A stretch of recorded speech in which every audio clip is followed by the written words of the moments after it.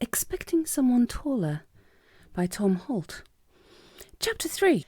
As he put the kettle on, back in Nether Stowey, Malcolm worked out a way in which he could turn the Nibelung horde into mastery of the world. First, he would have to find some way of contacting an unscrupulous gold dealer. Not too difficult. All he needed to do would be to request the Tarnhelm in its travel mode to take him to an unscrupulous gold dealer's house, and there he would be, and sell off a reasonable quantity of gold with no questions asked. With the money thus obtained, he would start buying shares, lots of shares in lots of big companies, then sell more gold, then buy more shares. Sooner or later, he would flood the gold market, which would be a pity, but by then he ought to have enough shares to enable him to do without the gold per se. After about a decade of buying as many shares as he could, he'd be in a position to start seizing control of major international companies. Through these and massive corruption, he could in turn gain influence over the governments of the countries of the free world. With the free world in his pocket, he could patch up a workable détente with the communist bloc to the extent that he could start infiltrating them. By a combination of bribery, economic pressure, and, where necessary, military force, he could in about 35 years gain unseen but effective control of the world, and probably about 100 ulcers to go with it. It all sounded perfectly horrible, and no fun at all, and Malcolm wanted no part of it. In a way he was relieved.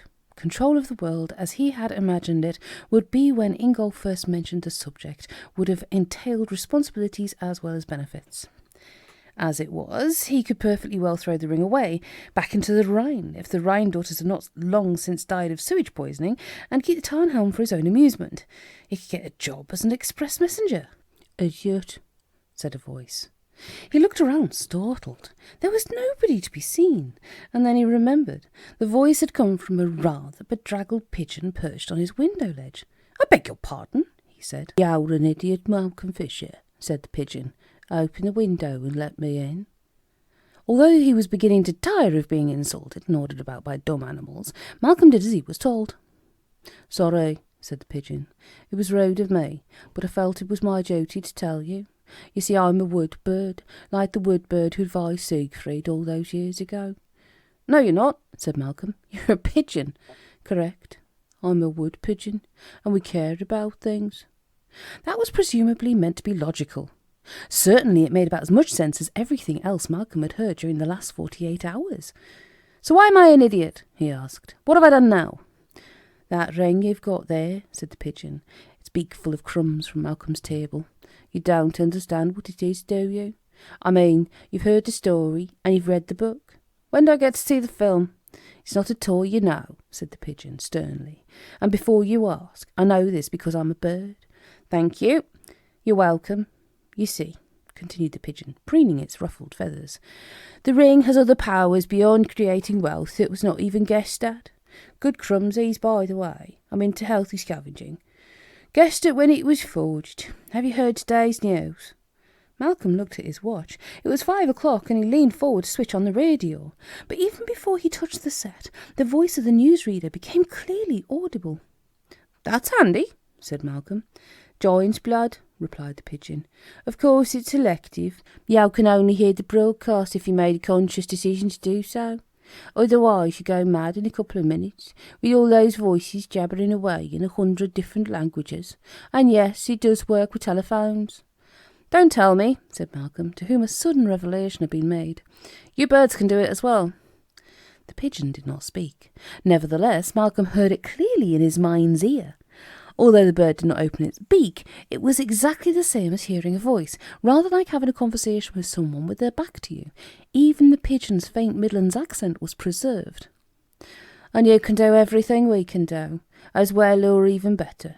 For instance, you can read thoughts, like you're doing now, selectively of course, but in your case, you can blot them out and hear nothing if you don't want to.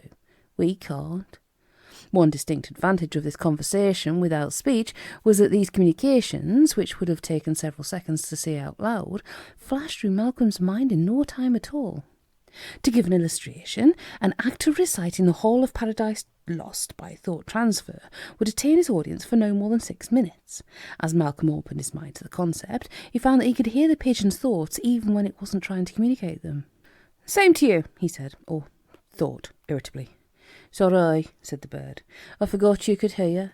That's why we birds never evolve very far, I suppose, despite our considerable intelligence. We have to spend all our time and energy watching what we think, and so we can never get round to using our brains for anything useful. You humans only have to watch what you say. You're lucky.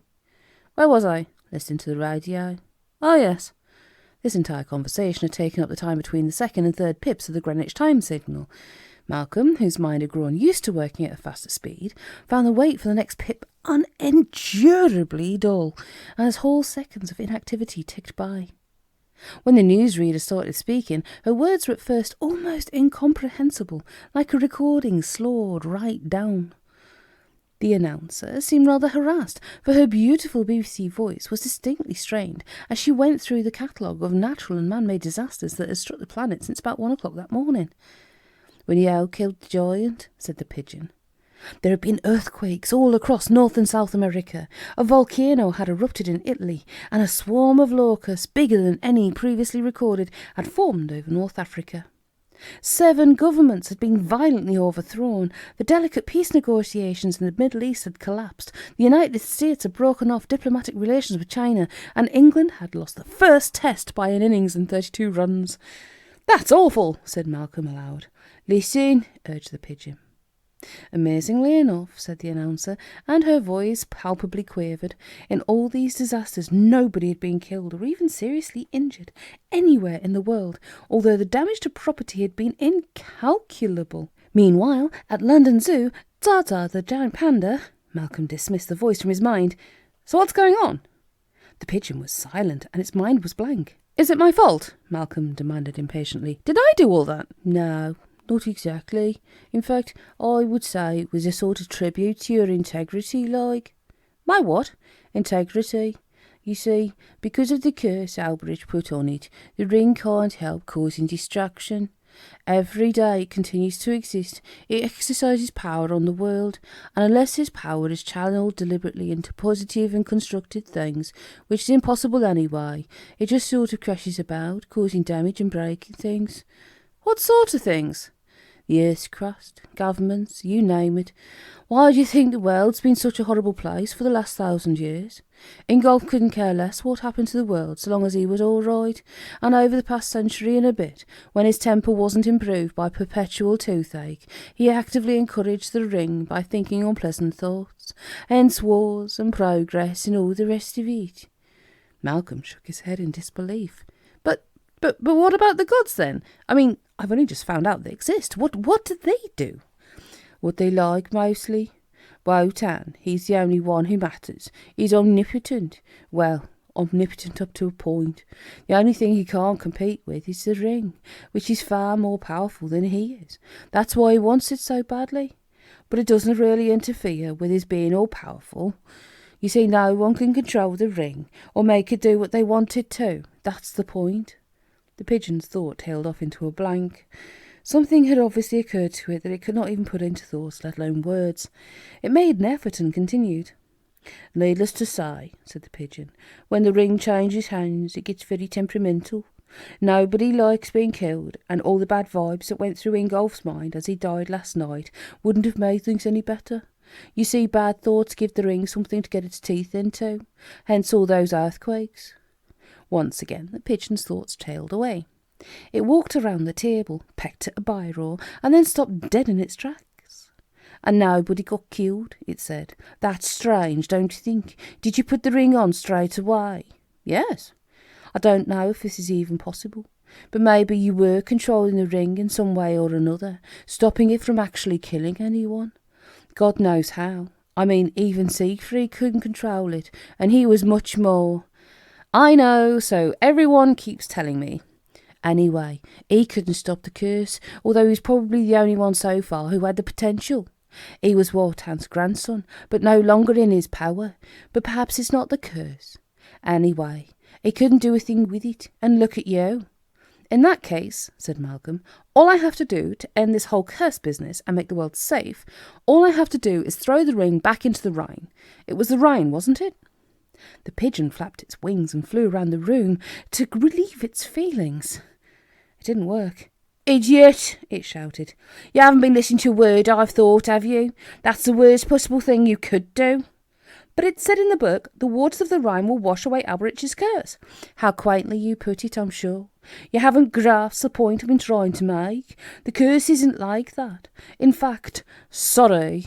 The pigeon fluttered up from the table and perched forgivingly on Malcolm's head. "I forgot. You aren't used to reading thoughts. Only it's just occurred to me that the curse is nothing to do with it. It's just a curse, that's all. It just brings all the owners of the ring to a horrible and untimely death. But the ring was powerful before Alberich put the curse on it. If you were to throw the ring into the Rhine—" "Would you please stop pecking at my head?" "Sorry, it's instinct, I'm afraid.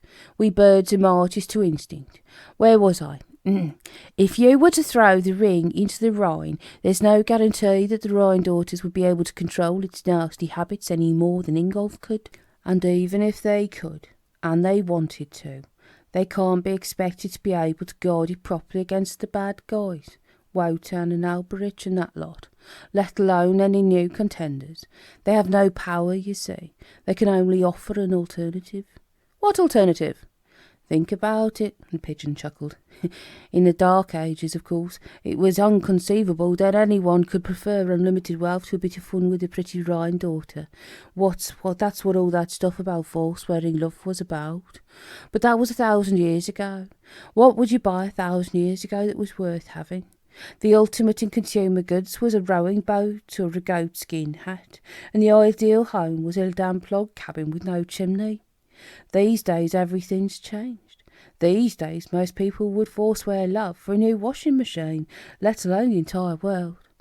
No, if you throw the ring into the Rhine, you'll make everything much worse."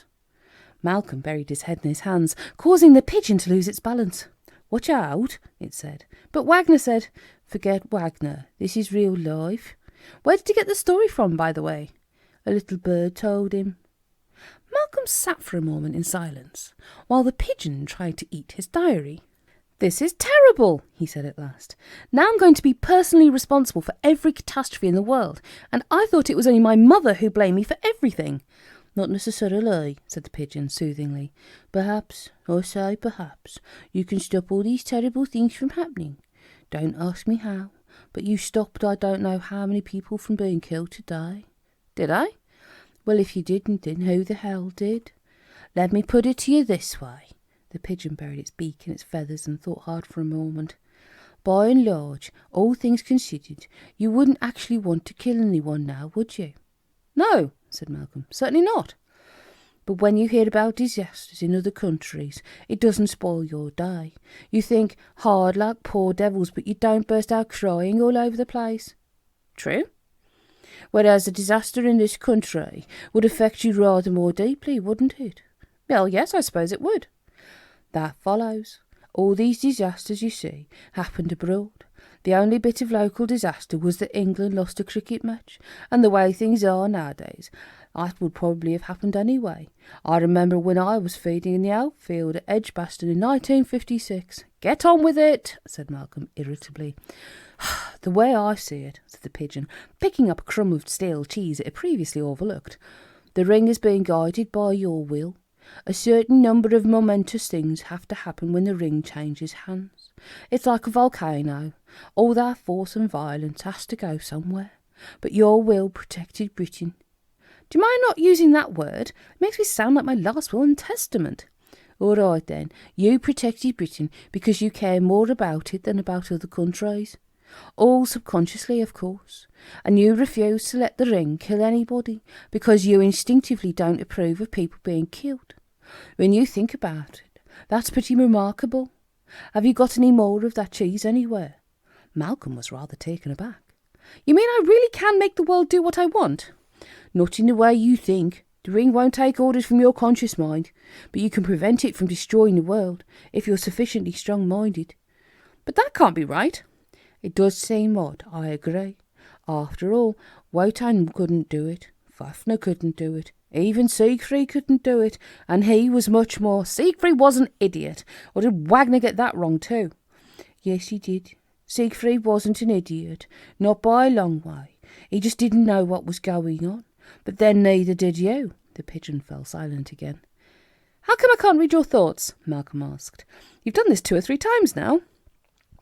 "I'm not so much thinking as communing." "What with?" "How should I know?" snapped the pigeon in a sudden flurry of bad temper. "Mother Earth, I've always assumed. Go on, you try it." Malcolm tried it, opening his mind to everything in the world.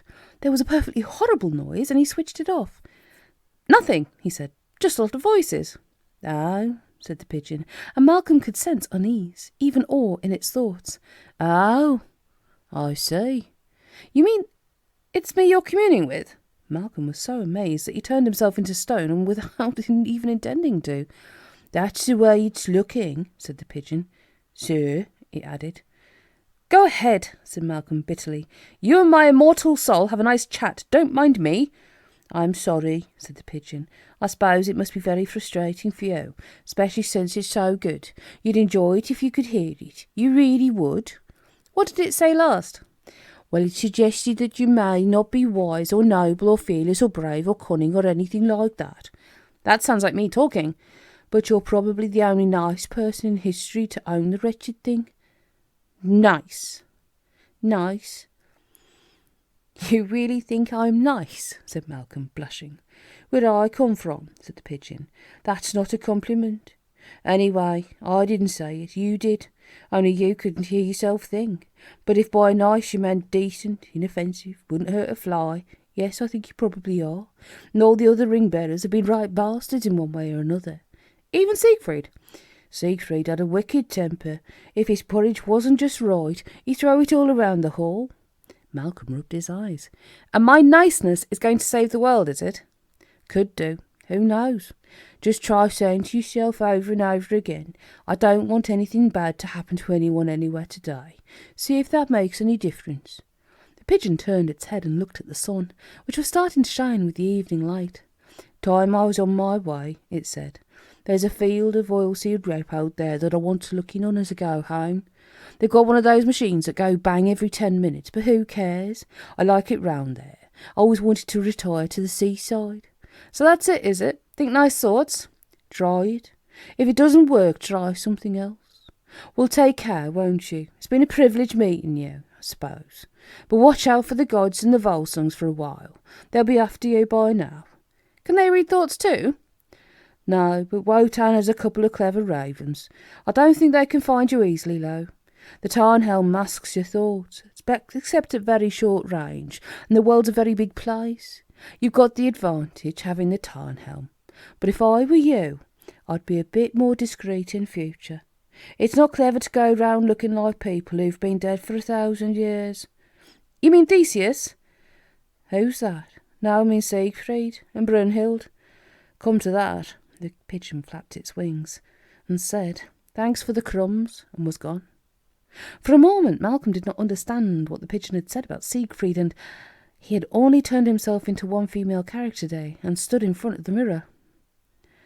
"Quick," he ordered. "Siegfried, then Brunhild." Once again, the images of the most handsome man and the most beautiful woman flashed across the glass. He sat down on the bed, and for some reason or other, he began to cry.